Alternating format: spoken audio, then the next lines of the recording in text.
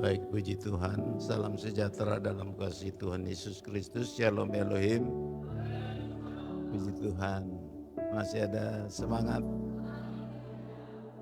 Kita masih dalam suasana memperingati pencurahan Roh Kudus yang telah terjadi di loteng Yerusalem, dan dampak dari Roh Kudus dicurahkan itu lahirlah gereja di seluruh muka bumi ini, termasuk kita yang ada di pagi hari ini. Puji Tuhan, kita telah diberkati lewat kesaksian anak-anak kita. Mungkin saudara waktu lihat anak-anak ini berdiri menyanyi, saudara hanya lihat itu satu penampilan biasa saja. Tetapi kalau saudara simak kata-kata dari nyanyian yang mereka nyanyikan, itu juga bagian dari bagaimana anak-anak ini memberitakan Injil melalui pujian-pujian. Jadi beritakan Injil bukan hanya lewat kesaksian, bukan lewat khotbah saja, tetapi lewat kehidupan kita sehari-hari. Orang yang disertai oleh Roh Kudus, hidupnya penuh dengan pujian. Ada sukacita, ada mazmur, ada pujian-pujian rohani. Dan pujian-pujian rohani itu hanya ditujukan untuk Allah, untuk kemuliaan Tuhan. Jadi kalau saudara datang beribadah, hanya duduk diam saja, membuka mulut untuk menyanyi saja udah berat, apa yang engkau akan dapat dalam ibadah? Banyak orang meminta. Jangan minta dulu. Senangkan dulu hati Tuhan. Kalau Tuhan udah disenangkan, minta apa saja. Artinya hidup kita itu harus menyenangkan hati Tuhan. Hidup dalam hidup yang baru. Mengapa kita perlu Roh Kudus? Salah satunya adalah untuk memperlengkapi kita di dalam memenuhi panggilan Tuhan. Melayani Tuhan itu bukan hanya di penginjilan. Ada penggembalaan juga melayani Tuhan. Ada guru-guru yang mengajar di sekolah-sekolah teologi, sekolah Alkitab. Itu mereka sedang mengajarkan Injil, memberitakan Injil. Yesus katakan kamu adalah terang dunia. Surat yang terbuka yang dapat dibaca oleh semua orang. Bukan sebatas khotbah. Dan masing-masing kita diberikan karunia, talenta, jawatan yang berbeda-beda. Ada penginjilan, ada penggembalaan, ada guru yang mengajar. Mungkin masih ada juga roh nabi, rasul yang bekerja di akhir zaman. Tapi nabi dan rasul itu sebenarnya sudah tidak ada. Tapi rohnya masih bekerja lewat anak-anak Tuhan. Nabi itu menyampaikan firman. Sekarang sampai anak-anak kecil pun sudah bisa sampaikan firman. Seperti apa yang disampaikan tamu kita dari Manado ini. Bahwa bumi akan dipenuhi dengan pengetahuan tentang kemuliaan Allah. Seperti air menutupi lautan. Haleluya. Haleluya. Itulah sebabnya kita perlu belajar firman Allah. Nanti kita akan lihat, saya memberikan judul di pagi hari ini. Judul firman Tuhan adalah karya Roh Kudus bagi orang percaya. Jadi Roh Kudus diberikan bukan tidak ada tujuan, bukan tidak ada maksud. Kenapa kita harus dipenuhkan Roh Kudus? Roh Kudus itu tenaga, kuasa yang harus dimiliki oleh setiap orang percaya. Tamu-tamu kita ini berani ambil langkah, masih muda, sudah menikah ya? Belum? Masih bujang ya? Siapa tahu dapat pasangan hidup di sini. Lama-lama gak apa-apa. Asal jangan kelamaan. Haleluya. Kita semua dipanggil untuk melayani. Melayani Tuhan. Semua tidak terkecuali. Makanya gereja yang benar, gereja yang bertumbuh, itu gereja yang mampu mengutus penginjil-penginjil keluar. Kalau saudara punya panggilan, punya jawatan penginjilan yang sudah disertai dengan Roh Kudus, kalau saudara tidak memberitakan Injil, saudara bisa jadi masalah dalam gereja. Bisa mengerti maksud saya? Karena seseorang yang sudah merasa diri sudah yakin, sudah bisa, tapi masih terus ada di dalam gereja, itu bisa jadi persoalan dalam gereja. Karena seorang yang dipercayakan Tuhan dalam pelayanan, dipenuhkan dengan Roh Kudus. Roh Kudus itu bukan barang mati. Roh Kudus itu roh yang hidup, roh yang aktif, roh yang bergerak. Bahkan dia seperti api, seperti angin. Jadi kalau kita dipenuhkan dengan Roh Kudus, Roh Kudus akan berkarya di dalam hidup kita. Banyak sekali yang dia bisa kerjakan lewat kehidupan kita, tetapi hari ini saya hanya batasi 3 hal saja kita akan lihat. Di dalam Efesus 1 ayat 19 dan 20. Saudara perhatikan ayat-ayat ini. Kita baca bersama-sama.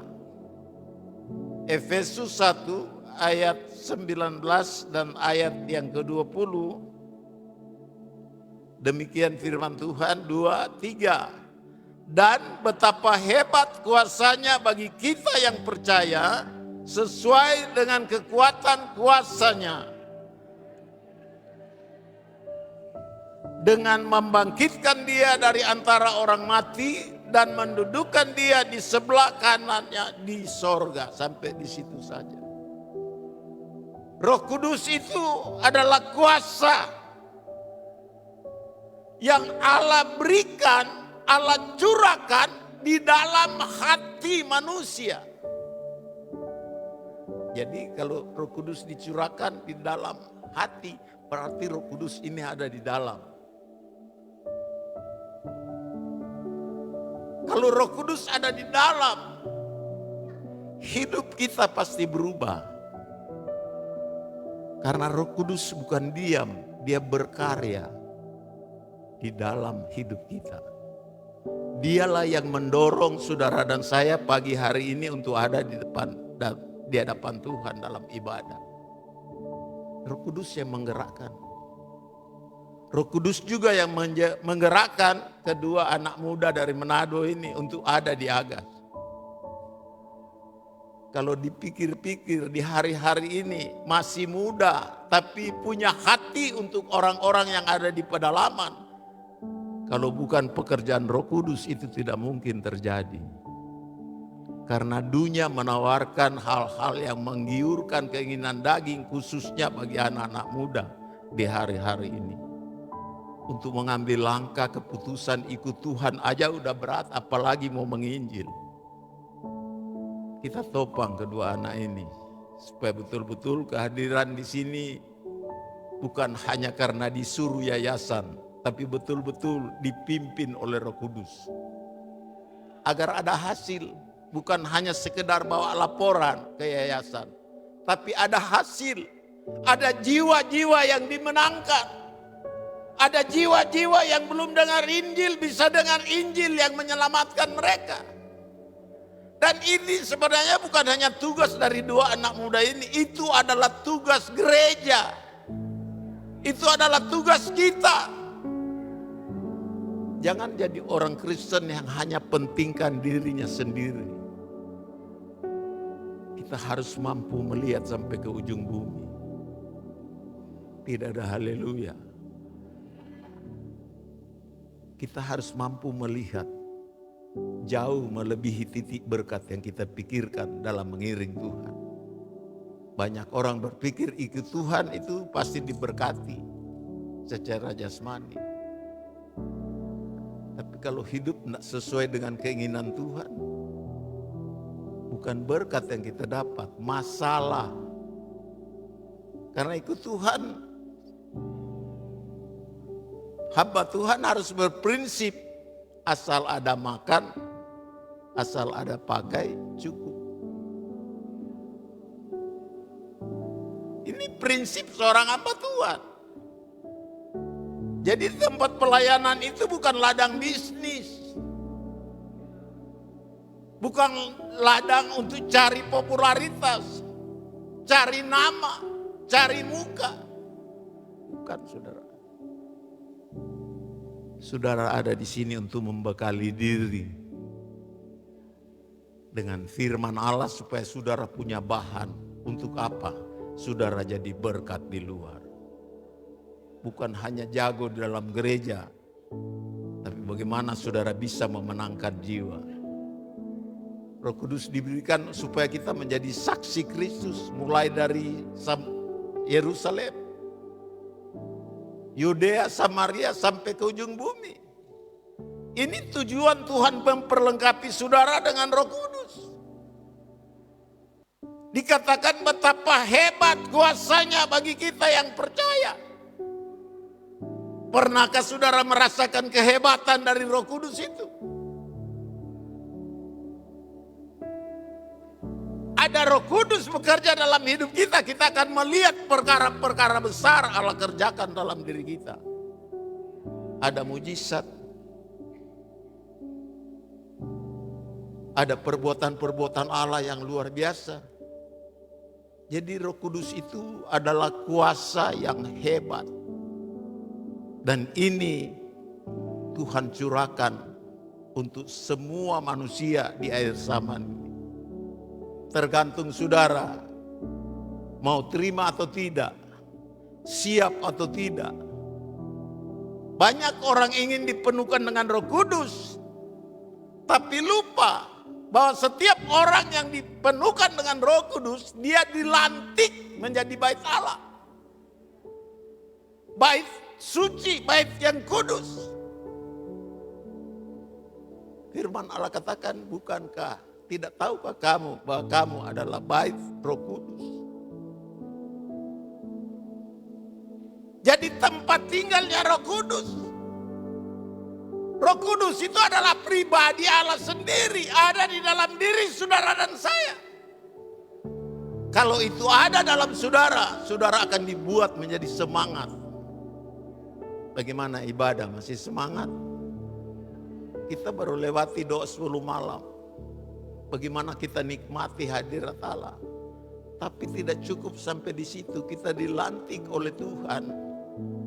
Dipenuhkan dengan Roh Kudus untuk satu pelayanan yang Allah sedang siapkan bagi saudara dan saya. Haleluya. Nah, kita lihat dalam Efesus ini, pasal 1 ayat 19-20, ini adalah doa dari Rasul Paulus untuk jemaat Efesus. Rasul Paulus berdoa agar Roh Kudus yang ada di dalam jemaat ini bekerja lebih giat lagi, lebih semangat lagi, lebih besar lagi. Jadi orang dipenuhkan dengan Roh Kudus, dia pasti bertumbuh di dalam rohani dia. Roh Kudus memberikan pertumbuhan rohani. Kalau saudara berjalan dengan Roh Kudus, hal-hal yang saudara tidak tahu dia akan singkapkan. Dia akan bukakan. Kita ingat rasul-rasul yang notabene hanya pelayan-pelayan, pelayan, nelayan yang tidak berpendidikan. Tapi mereka setelah dipenuhkan dengan Roh Kudus, mereka berani menghadap orang-orang Yahudi, pemimpin-pemimpin Yahudi, menghadap tua-tua Yahudi dalam satu sidang. Petrus dengan begitu berani menyampaikan, menceritakan tentang Kristus Yesus itu. Siapa Yesus itu? Dia yang diutus oleh Allah, dia adalah anak Allah yang kamu salibkan. Kita ada ini karena Yesus sudah disalibkan. Yang seharusnya saudara dan saya yang tersalib karena dosa. Tapi karena Yesus telah disalibkan, dia mati dan bangkit, dia menggantikan posisi kita yang penuh dengan dosa. Lewat kematian kebangkitannya kita diampuni oleh Tuhan dan kita diperdamaikan dengan Allah. Sehingga kita disebut orang yang benar karena sudah dibenarkan oleh Allah. Kita ditebus dengan darah yang mahal. Adakah engkau merenungkan hal itu? Jangan sia-siakan darah Yesus. Coba kita lihat ayat Efesus 3 ayat 16 sampai 17.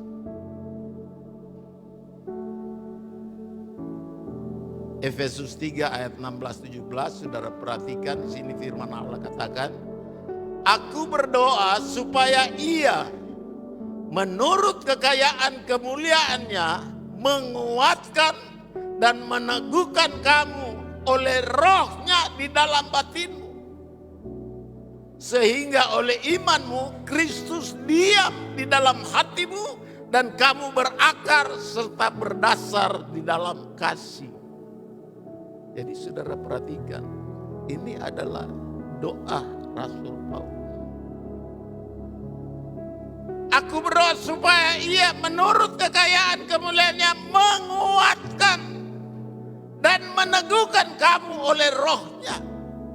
Jadi Roh itu akan menguatkan kita, meneguhkan keyakinan kita bahwa Yesus yang telah mati dan bangkit itu telah menjadi Tuhan dan Kristus yang telah menebus dosa saudara dan saya. Haleluya. Betapa mahalnya darah Yesus. Dia korbankan untuk keselamatan saudara dan saya.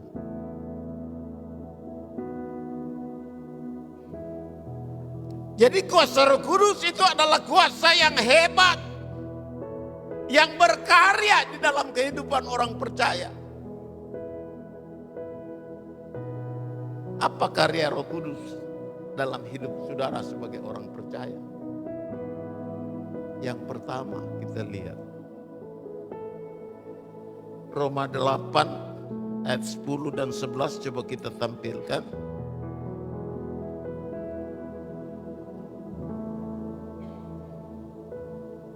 Tetapi jika Kristus ada di dalam kamu, maka tubuh memang mati karena dosa, tetapi roh adalah kehidupan oleh karena kebenaran. Dan jika roh Dia yang telah membangkitkan Yesus dari antara orang mati diam di dalam kamu, maka Ia yang telah membangkitkan Kristus Yesus dari antara orang mati akan menghidupkan juga tubuhmu yang fana itu oleh Roh-Nya yang diam di dalam kamu. Hal yang pertama kita lihat karya Roh Kudus dalam hidup kita. Dia merubah tubuh yang mati ini menjadi hidup. Ini bukan mati putus napas, tapi mati secara roh, secara rohani. Dia merubah tubuh yang mati menjadi hidup. Saudara hidup enggak? Rohanimu hidup enggak? Kalau rohani kita hidup, pasti kita akan memuliakan Allah. Muliakan Tuhan dengan tubuhmu.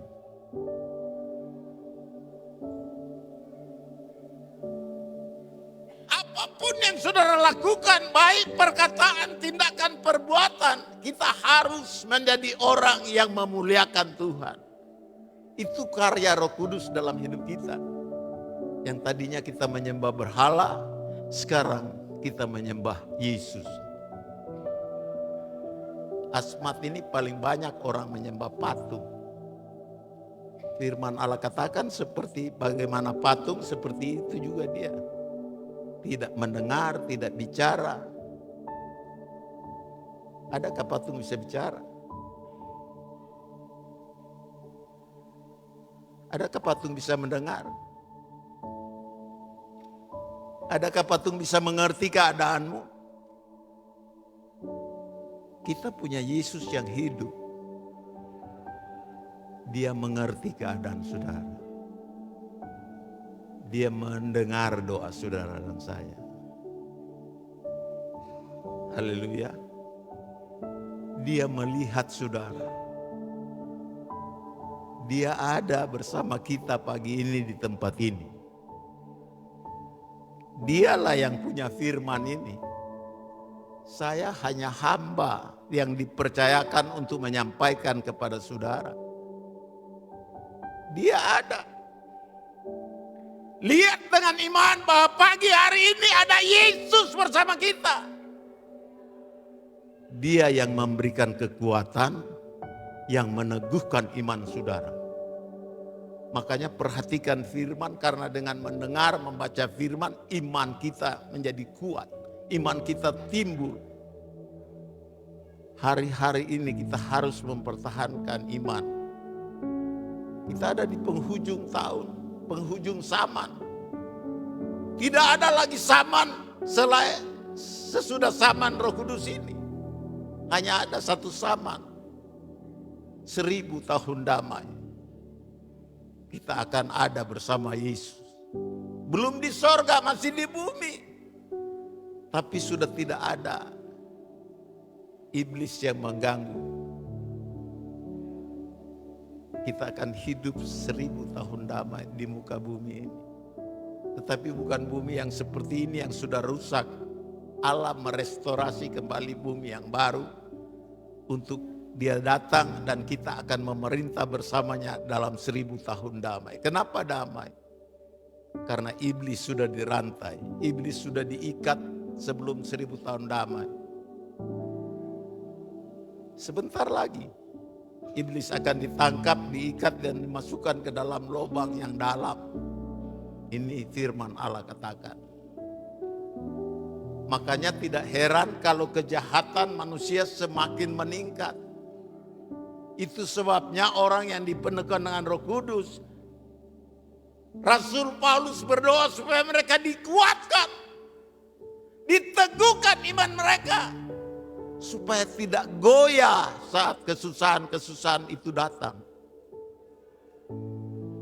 Apalagi jadi seorang penginjil, menjadi saksi Kristus itu, siap mati syahid. Haleluya. Mau mati karena Kristus?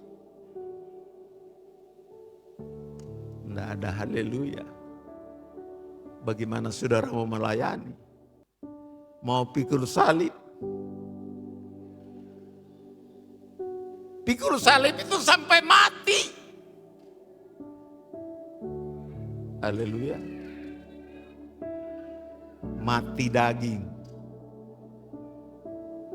Kalau saudara mati daging, rohmu pasti hidup. Jadi karena Roh Kudus dalam hidup kita, itu merubah yang mati-mati rohani itu menjadi hidup. Roh Kudus yang menghidupkan karunia-karunia talenta yang ada pada saudara, yang sempat mati karena tidak mengerti firman. Kita semua punya karunia, punya talenta yang berbeda-beda. Makanya hargai Korban Yesus di kayu salib bukan hanya sebatas mengampuni dosa, mendamaikan dengan Bapa. Tapi kita akan dipakai oleh Tuhan jadi alat Tuhan untuk menyiarkan kuasa Tuhan yang luar biasa, menceritakan kepada orang lain bahwa kuasa Roh Kudus itu telah membangkitkan Yesus dari kematian. Kita harus bangkit di hari-hari ini. Ada yang terpanggil untuk memberitakan Injil seperti kedua anak muda ini. Ingat, kita semua dipanggil untuk melayani Tuhan. Melayani Tuhan itu harus dengan motivasi yang benar. Kalau melayani Tuhan tapi punya tujuan-tujuan yang lain, itu tidak akan berhasil, saudara. Banyak orang ingin dipenuhkan Roh Kudus supaya orang bisa dengar dia sudah berbahasa roh, bla bla bla bla bla. Bukan soal bahasa roh, tapi hidupmu diubahkankah tidak? Perbuatan-perbuatanmu yang mati itu bisa hidup kembali. Banyak orang ikut Tuhan tapi dia tidak mampu keluar dari hidup yang lama. Makanya di dalam gereja ibadahnya mati. Tidak merasakan sesuatu. Kenapa? Jangan salahkan WL, jangan salahkan pendeta, jangan salahkan pengkhotbah. Kita sudah hidup baru di dalam Kristus. Dulu hidup kita mati karena tidak mengenal Allah. Dan tidak sedikit orang yang tidak mengenal Allah di asmat ini. Tugas siapa untuk memperkenalkan Allah kepada mereka? Tugas saudara dan saya. Haleluya. Jangan ikut Tuhan hanya untuk cari nama, hanya untuk kepentingan diri. Berdoa minta Tuhan berkati saya, berkati saya, berkati saya. Padahal ada tuntutan-tuntutan Tuhan yang kita tidak penuhi. Bagaimana Allah mau berkati kita? Berkat yang paling besar itu adalah keselamatan yang Tuhan berikan. Isi keselamatan yang Tuhan berikan itu dengan berbuat baik, layani Tuhan, beritakan Injil. Ya, praktekkan kasih itu kepada orang lain. Jadi orang Kristen tidak berdampak keluar, itu bukan orang Kristen namanya. Itu mementingkan diri sendiri. Tidakkah saudara lihat di lingkungan kita di mana kita tinggal, banyak orang yang sedang menuju kepada kematian.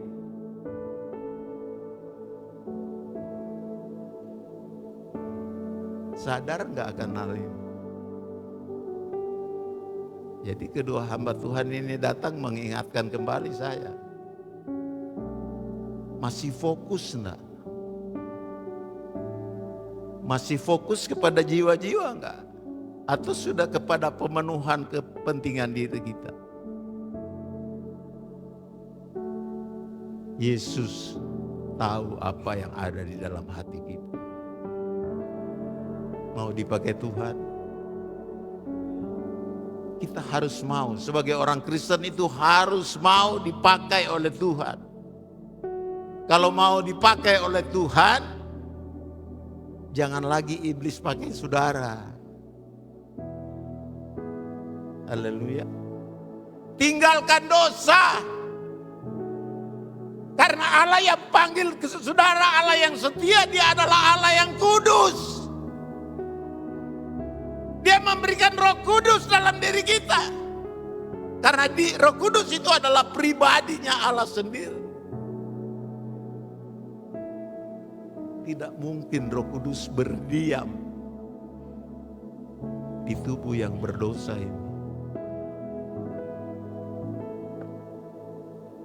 Kalau hidup saudara dipenuhkan dengan Roh Kudus, Roh Kudus akan pegang kendali seluruh hidup saudara. Saudara tidak akan kendalikan dirimu lagi, ikuti keinginanmu, tidak lagi. Roh Kudus pegang kendali. Mau dipenuhkan Roh Kudus? Kalau mau dipenuhkan Roh Kudus, jangan kendalikan lagi dirimu. Kasih Dia yang kendalikan. Dia akan membawa kita ke jalan-jalan yang benar. Dia memimpin dari kebenaran kepada kebenaran. Orang Kristen harus hidup benar. Supaya kita memiliki kuasa yang hebat itu. Jangan turuti lagi keinginan hidup kita yang lama itu. Kalau mau, saudara lihat penyertaan Tuhan dalam perjalanan hidup saudara. Kalau masih ada hidup yang lama lengket dalam tubuh kita, itu tidak beda dengan orang mati. Haleluya. Dan jika roh Dia yang telah membangkitkan Yesus dari antara orang mati diam di dalam kamu, maka Ia yang telah membangkitkan Kristus Yesus dari antara orang mati akan menghidupkan juga tubuhmu yang fana ini oleh rohnya yang diam di dalam kamu. Karya Roh Kudus dalam hidup kita yang pertama, Dia merubah tubuh kita yang mati ini menjadi hidup. Rohani yang mati menjadi rohani yang hidup. Kalau hidup pasti ada pertumbuhan. Bukan jadi kerdil terus. Bertahun-tahun ikut Tuhan seperti bonsai. Tidak ada pertumbuhan. Tidak ada buah yang nampak.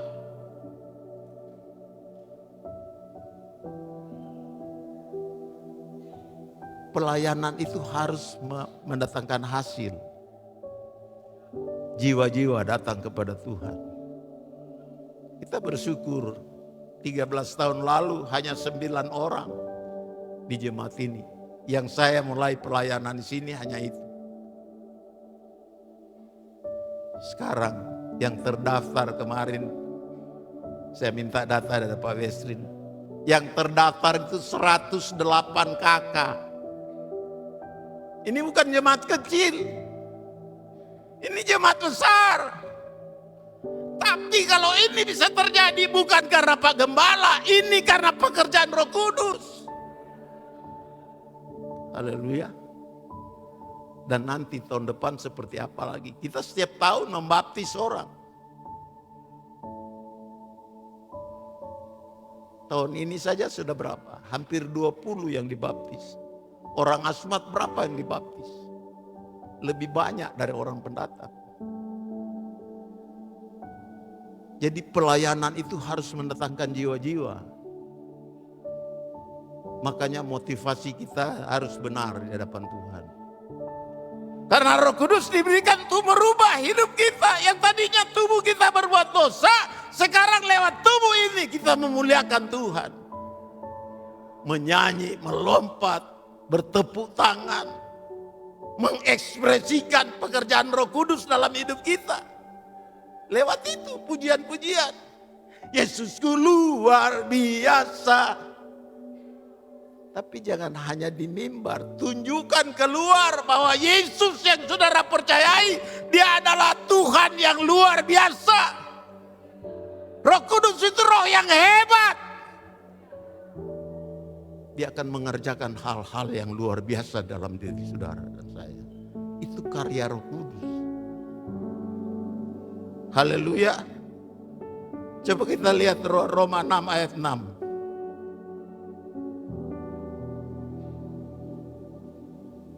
Roma 6 ayat yang ke-6. Saudara perhatikan. Karena kita tahu bahwa manusia lama kita telah turut disalibkan supaya tubuh dosa kita hilang kuasanya, agar jangan kita menghambakan diri lagi kepada dosa. Manusia lama kita telah turut disalibkan. Jadi waktu Yesus mati, manusia lama ini, tubuh yang berdosa ini sudah ikut disalibkan.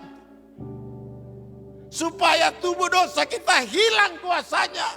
Dosa tidak berkuasa lagi atas saudara. Agar jangan kita menghambakan diri lagi kepada dosa. Jangan kembali kepada hidup yang lama. Karya Roh Kudus dalam hidup kita merubah tubuh yang mati ini menjadi tubuh yang hidup. Hidup artinya hidup memuliakan Tuhan. Haleluya. Bagaimana hidup saudara hari-harinya? Adakah hidup memuliakan Tuhan? Kita bisa memuji Tuhan di mana saja. Kita bisa menyampaikan firman di mana saja. Di mana ada orang, apalagi orang belum percaya. Ceritakan pengorbanan Yesus. Ceritakan keselamatan yang Yesus berikan bagi kita. Seperti Petrus menceritakan di depan sidang pengadilan. Di hadapan orang-orang Yahudi. Yesus yang kamu salibkan itu telah jadi Tuhan dan Kristus. Kristus artinya Roh Kudus yang diurapi. Makanya orang yang dipenuhkan dengan Roh Kudus hidupnya harus sama seperti Yesus. Yesus itu yang diurapi. Jadi kalau saudara diurapi oleh Roh Kudus, gaya hidup saudara akan menjadi gaya hidup Yesus.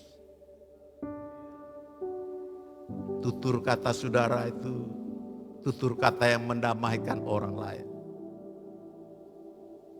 Kita melaksanakan amanat agung untuk memberitakan kabar damai. Injil itu kabar baik, kabar damai. Evangelion itu yang sering kita dengar. Kabar baik, kabar damai. Sumber damai satu-satunya hanya Yesus. Saudara lihat perang antara Amerika dan Iran. Kenapa sampai sekarang tidak ada damai? Tidak bisa berdamai. Selat Hormuz itu diblokir sama Iran. Ini jalur perdagangan global. Kenapa diblokir? Karena wilayah teritorial. Seringkali kita tidak menjadi pembawa damai karena ada teritorial dalam diri kita. Wilayah-wilayah yang orang lain tidak boleh masuk.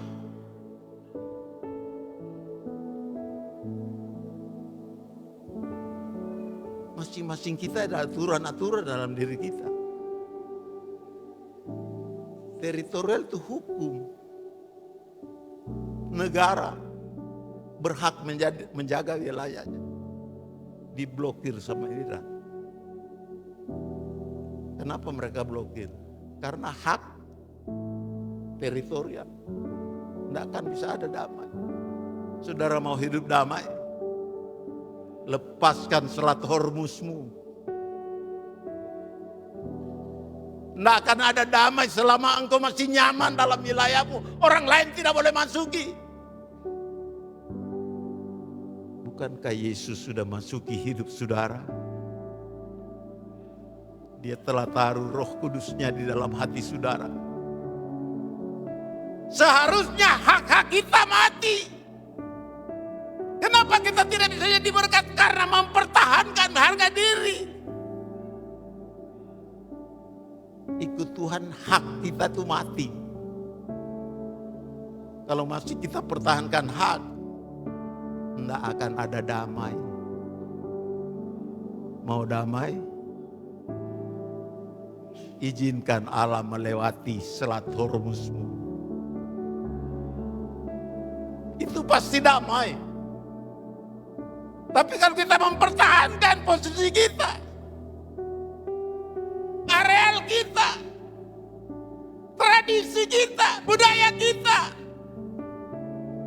tidak akan ada damai. Makanya ikut Tuhan harus menyerahkan hidup total kepada Dia. Jangan ada yang tinggal. Itu akan menghalangi saudara untuk bisa memberitakan damai. Kalau engkau sendiri tidak damai, bagaimana engkau memberitakan Injil? Itu berita damai.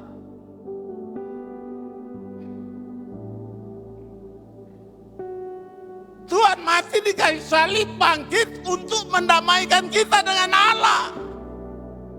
Kalau kita sudah damai dengan Allah, mudah mendamaikan orang. Suami istri belum damai, bagaimana mau damaikan keluarga orang lain?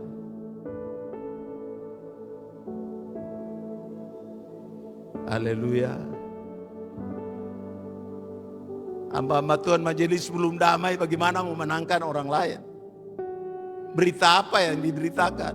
Injil itu berita damai. Ini kabar baik, kabar keselamatan. Dan itu menjadi tugas kita sebagai gereja. Jangan ada satu hormus yang engkau pertahankan di situ. Hak teritorial, lepaskan itu. Kalau saudara mau jadi pemberita damai. Haleluya. Ini tujuan Roh Kudus diberikan di dalam hidup kita untuk merubah tubuh kita yang mati menjadi tubuh yang hidup. Tubuh yang hidup artinya tubuh yang memuliakan Allah. Bagaimana engkau simpan dendam kepada orang baru memuliakan Allah? Tidak mungkin terjadi. Engkau melayani tujuannya untuk memuliakan Allah. Tapi kalau engkau belum damai dengan Allah, nggak ada kuasa akan bekerja di sana. Dan pelayanan tidak bisa dikerjakan dengan kekuatan manusia. Membutuhkan Roh Kudus. Dan Roh Kudus ada pada kita siang hari ini. Roh Kudus sedang berkarya di dalam hidup saudara.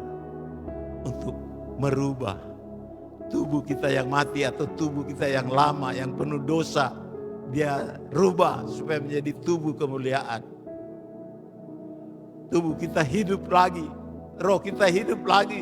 Rohani kita hidup. Pelayanan kita hidup. Doa kita jadi hidup. Pujian kita jadi hidup. Ibadah kita jadi hidup. Ini tujuan Roh Kudus taruh di dalam hidup kita. Masih ada semangat?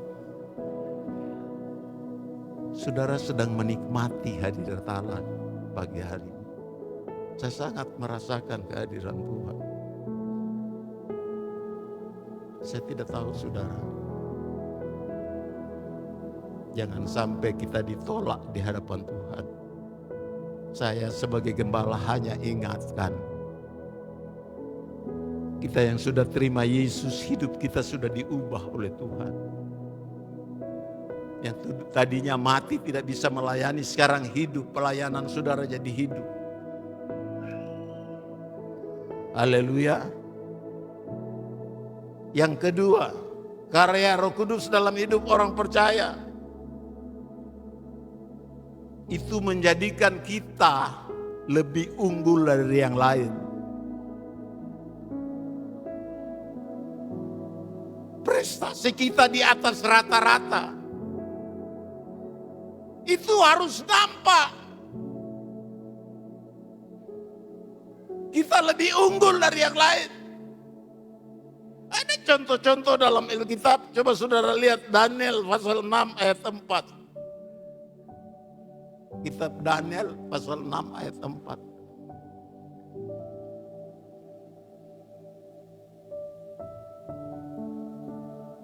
Ya.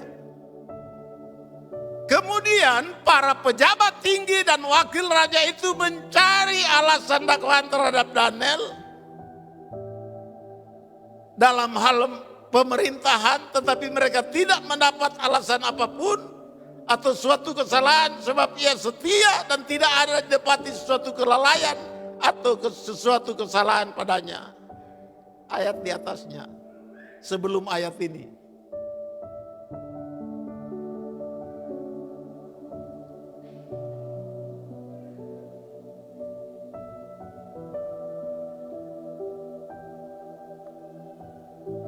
Maka Daniel ini melebihi para pejabat tinggi dan para wakil raja itu karena ia mempunyai roh yang luar biasa. Dan raja bermaksud untuk menempatkan dia atas seluruh kerajaan. Roh yang dia miliki, Daniel miliki ini membuat dia beda dari pejabat-pejabat yang lain. Sehingga rencana bermaksud untuk menempatkan dia sebagai penguasa di sana. Tapi timbul iri hati. Kalau sudah mulai timbul iri hati, itu berarti saudara lebih unggul dari yang lain. Kenapa ada iri hati? Kalau saudara dicemburui, berarti saudara lebih unggul dari yang lain. Waktu Daniel mau diangkat, pejabat tinggi di Babel, cemburu, mencari alasan supaya dapat dia punya kesalahan, supaya dia dilengsarkan, tidak dipakai. Kalau Tuhan yang angkat, tidak ada yang bisa turunkan. Kiranya Roh Kudus mengangkat saudara hari ini. Ada lebih unggul dari yang lain. Ada prestasi yang lebih di atas rata-rata. Dan ini harus dialami oleh orang yang ikut Tuhan. Di kantor dia tampil beda, di usaha dia tampil beda, di gereja tampil beda. Kalau orang mulai iri dengan pelayanan saudara, itu berarti saudara lebih unggul dari mereka. Roh Kudus membuat kita beda dari yang lain. Ada Roh Kudus, saudara harus tampil beda. Orang lain tidak jujur, saudara tetap jujur. Haleluya. Daniel lebih unggul dari pejabat-pejabat yang ada di Babel. Timbul iri hati, cemburu, ingin menjatuhkan, mencari-cari kesalahan. Itu kan terjadi juga di ladang Tuhan, dalam pelayanan. Begitu seorang hamba Tuhan mulai dipakai Tuhan, yang lain mulai cari-cari alasan kesalahan untuk menjatuhkan dia. Jangan menghakimi. Haleluya. Masih ada semangat. Kalau ada Roh Kudus dalam hidup saudara, saudara unggul. Atau kita lihat Elia. Di dalam 1 Raja-Raja 18 ayat 36 sampai 39, satu kekasih tolong baca.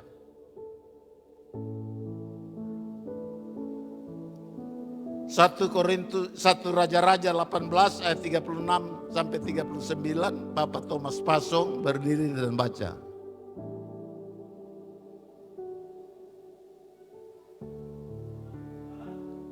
Ya.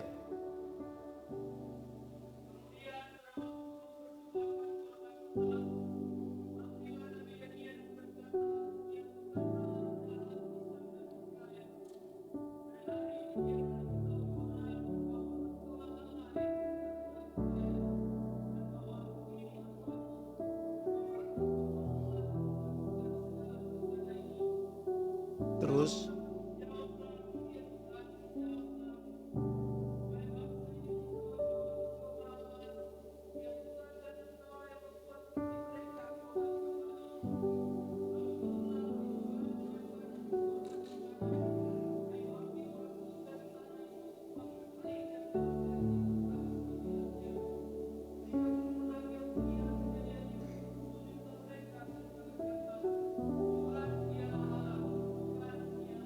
jadi saudara perhatikan, Elia berhadapan dengan 450 Nabi Baal. Mereka adu, Tuhan mana yang benar?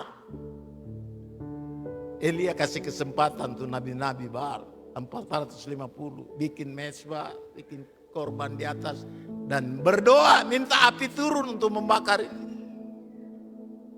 Sampai kehabisan tenaga.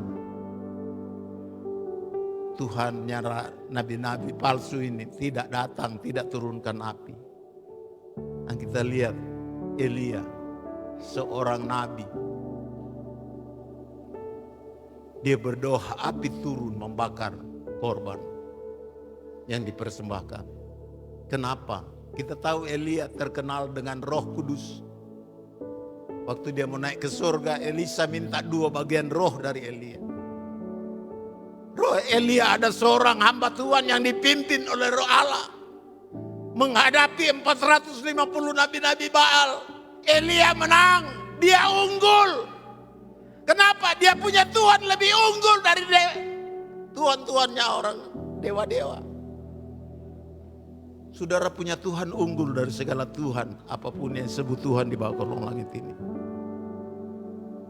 Elia dikuasai oleh Roh Kudus menghadapi 450 nabi Baal. Elia menang. Api turun membakar mesbah sampai parit-parit air yang ada di parit pun terbakar habis. Elia berdoa kepada Allah dan api itu berbicara Roh Kudus membakar persembahan yang diberikan oleh dan ditaruh di atas mesbah oleh Elia. Kalau ada Roh Kudus dalam hidup saudara, mesbah saudara akan terbakar. Doa saudara akan terbakar. Ada hadirat Allah turun membakar korban yang kita naikkan kepada Tuhan. Korban persembahan, pujian, penyembahan kita dibakar oleh api Roh Kudus sehingga suasana ibadah menjadi riuh. Seluruh rakyat percaya kepada Allahnya Elia. Ini karya Roh Kudus dalam diri seorang Nabi Elia. Allah menjawab doanya. Kalau orang lain tidak dijawab, doa saudara harus dijawab. Karena saudara lebih unggul dari yang lain. Haleluya. Ini contoh-contoh dalam Alkitab masih banyak lagi. Daniel, Elia. Ada lagi satu, coba kita lihat, baca ayat 41-48. Dari pasal yang sama. 1 Raja-Raja 18. Kemudian berkatalah Elia kepada Ahab, pergilah, makanlah dan minumlah, sebab bunyi derau hujan sudah kedengaran. Terus, lalu Ahab pergi untuk makan dan minum, tetapi Elia naik ke puncak gunung Karmel, lalu ia membungkuk ke tanah dengan mukanya di antara kedua lututnya. Setelah itu ia berkata kepada bujangnya, naiklah ke atas, lihatlah ke arah laut. Bujang itu naik ke atas, ia melihat dan berkata, tidak ada apa-apa. Kata Elia, pergilah sekali lagi, demikianlah sampai 7 kali. Terus, pada ke-7 kalinya berkatalah bujang itu, wah, awan kecil sebesar telapak tangan timbul dari laut. Lalu kata Elia, pergilah katakan kepada Ahab, pasang keretamu dan turunlah, jangan sampai engkau terhalang oleh hujan.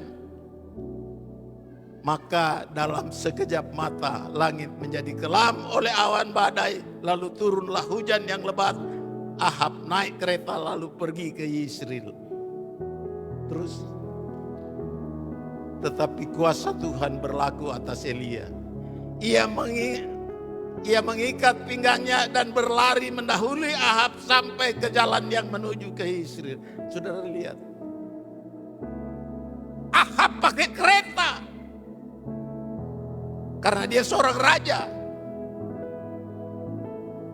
Dia bawa keretanya untuk menghindari hujan lebat. Sementara Elia hanya berlari, tapi Elia duluan tiba di Yisril. Elia lebih unggul dari Ahab. Dia tiba duluan. Roh Kudus lebih unggul dari apapun wahana sarana yang dapat saudara gunakan untuk kepentingan saudara. Roh Kudus lebih unggul. Satu lagi, Daud. Coba saudara lihat dalam 1 Samuel 18 ayat 5 dan 6. Ayat 5 sampai 8.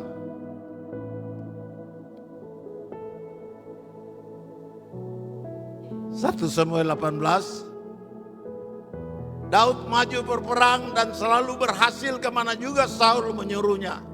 Sehingga Saul mengangkat dia mengepalai para prajurit. Hal ini dipandang baik oleh seluruh rakyat dan juga oleh pegawai-pegawai Saul. Tetapi pada waktu mereka pulang, ketika Daud kembali sesudah mengalahkan orang Filistin itu, keluarlah orang-orang perempuan dari segala kota Israel menyongsong Raja Saul sambil menyanyi dan menari-nari dengan memukul rebana, dengan bersukaria dan dengan membunyikan gerincing. Dan perempuan yang menari-nari itu menyanyikan berbalas-balasan. Katanya, Saul mengalahkan beribu-ribu musuh, tetapi Daud berlaksa-laksa. Saudara lihat, Daud lebih unggul dari Saul. Itu membuat Saul iri hati terhadap Daud. Sekali lagi saya mau ingatkan, kalau ada orang iri hati terhadap saudara, saudara berarti lebih unggul dari dia. Ahab pakai kereta dengan kuda. Elia hanya berlari. Elia duluan sampai. Haleluya. Masih bisa berlari. Masih bisa berlari. Kita perlu berlari dengan Roh Kudus. Pelayanan itu harus berlari cepat, mendahului Ahab. Pelayanan kita harus mendahului yang lain. Lebih unggul kalau ada Roh Kudus dalam hidup kita. Saudara unggul. Tapi hati-hati kalau sudah unggul, ada banyak orang yang akan cemburu. Makanya contoh saja tidak jauh-jauh. Orang belum lama ikut Tuhan sudah berdiri di sini, sementara yang lama-lama tidak dapat jadwal. Bergerak dengan Roh Kudus. Saudara unggul. Haleluya. Haleluya. Jadi karya Roh Kudus membuat kita lebih unggul dari yang lain. Punya prestasi di atas rata-rata. Tidak ada istilah kalah. Orang yang berjalan dengan Roh Kudus. Tidak ada istilah ketinggalan. Saudara lebih berprestasi dari yang lain. Kalau ada Roh Kudus dalam hidup kita, kita punya prestasi lebih unggul dari yang lain. Dalam pekerjaan, dalam pendidikan. Kenapa? Roh Kudus itu mengajar kita. Sehebat apapun guru mengajar di sekolah, lebih unggul Roh Kudus. Roh Kudus yang membuat saudara jadi pintar. Karena dia mengajar. Dia memberitahu untuk hal-hal yang belum terjadi. Kondisi rohani kita harus lebih unggul dari orang Kristen kebanyakan. Saya tidak nyinggung gereja-gereja, tidak. Tunjukkan bahwa saudara punya prestasi itu beda. Haleluya. Karena ada Roh Kudus bekerja.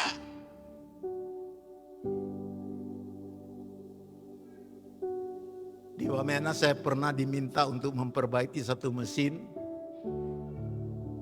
Yang minta perbaiki mesin fotokopi sekaligus mesin cetak yang baru dari Jerman. Karena belum tahu ada yang bisa mengoperasikan itu, saya diminta untuk coba lihat kenapa ini tidak bisa dipakai. Ini produk baru dan itu dari Jerman. Tidak ada dealernya juga di Indonesia. Didatangkan langsung untuk dipakai di Bank Papua. Saya ke sana sudah. Karena saya waktu itu kerja di fotokopi. Begitu saya buka semua. Ini saya belum tahu ini mesin ini. Saya tidak tahu programnya seperti apa. Begitu saya buka, kabel-kabel di dalam semua putus karena tikus. Akhirnya dipesankan kabel baru. Setelah datang kabel sudah tercambung semua, tidak bisa hidup. Rupanya ada program. Tuhan kasih hikmat suruh mereka telepon kepada yang pesan barang ini. Untuk membukanya seperti apa. Saya tidak mengerti komputer. Tindih sembarang muncul jadi saudara. Roh Kudus menjadikan saudara pintar. Saudara lebih unggul dari yang lain. Anak-anak sekolah saudara harus lebih unggul dari teman-temanmu di sekolah. Saya waktu nonton penyerahan hadiah dari Dinas Pendidikan, salah satu yang main musik tadi yang di tengah itu, saya lihat dia juara khotbah bahasa Inggris. Saya tidak heran. Bapak mamanya unggul, anak-anak juga unggul. Maaf, bukan memuji ya, jangan sombong ya. Itu akan ada perbedaan antara orang beribadah dengan yang tidak. Akan ada perbedaan. Bukankah kita sudah dibenarkan oleh Tuhan? Akan ada perbedaan, firman Allah katakan.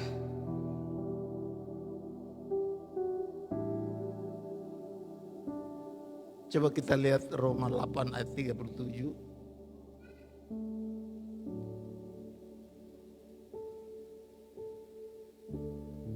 Roma 8 ayat 37.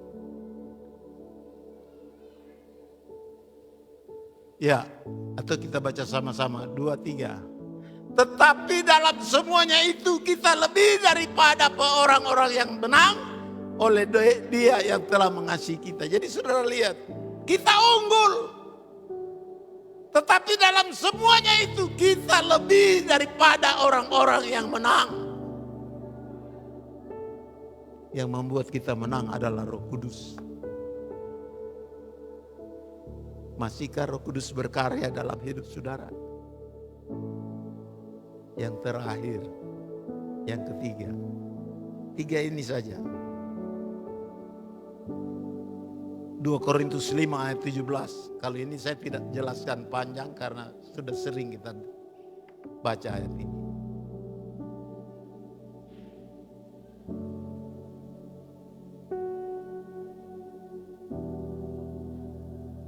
Jadi siapa yang ada di dalam Kristus, ia adalah ciptaan baru. Yang lama sudah berlalu, sesungguhnya yang baru sudah datang. Roh Kudus, karya Roh Kudus dalam hidup kita merubah hidup yang lama jadi baru. Jangan kembali kepada perbuatan-perbuatan yang lama. Jangan dukakan Roh Kudus. Melainkan jaga kekudusan saudara supaya Roh Kudus tidak tinggalkan saudara. Jadi Roh Kudus berkarya dalam hidup kita untuk merubah kita. Dari hidup yang lama sekarang berjalan dalam hidup yang baru. Tinggalkan hal-hal yang lama. Kalau mau Roh Kudus berkarya terus dalam hidup saudara. Roh Kudus belum berhenti bekerja. Dia masih akan bekerja dalam setiap pribadi kita. Ingat, Dia telah curahkan rohnya di dalam hati kita. Di dalam saudara ada Roh Kudus. Saudara katakan kiri kanan, di dalam hatimu ada Roh Kudus.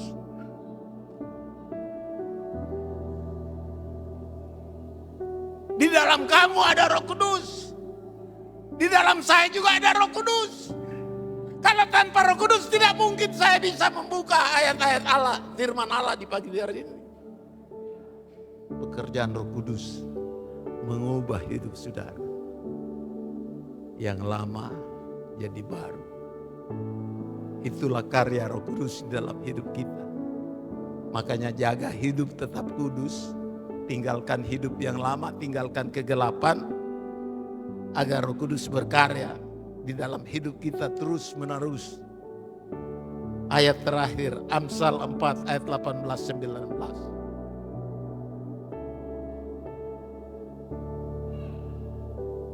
Amsal 4 ayat 18-19. Tetapi jalan orang benar itu seperti cahaya fajar yang kian bertambah terang sampai rembang tengah hari. Jalan orang fasik itu seperti kegelapan. Mereka tidak tahu apa yang menyebabkan mereka tersandung. Jadi saudara, orang-orang benar itu adalah orang-orang yang dipimpin oleh Roh Kudus. Dia memimpin dari kebenaran kepada kebenaran. Perjalanan hidup orang benar atau orang yang dipimpin oleh Roh Kudus, hidupnya semakin hari semakin cemerlang. Semakin hari semakin bercahaya. Semakin hari semakin kemuliaan Kristus nampak lewat hidupnya. Bukan muka kayak burung hantu. Baik siang malam.